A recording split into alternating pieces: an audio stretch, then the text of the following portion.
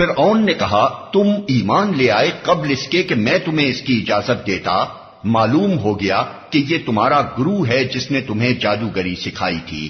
اچھا اب میں تمہارے ہاتھ پاؤں مخالف سمتوں سے کٹواتا ہوں اور کھجور کے تنوں پر تم کو سولی دیتا ہوں، پھر تمہیں پتہ چل جائے گا کہ ہم دونوں میں سے کس کا عذاب زیادہ سخت اور دیر پا ہے، یعنی میں تمہیں زیادہ سخت سزا دے سکتا ہوں یا موسیٰ۔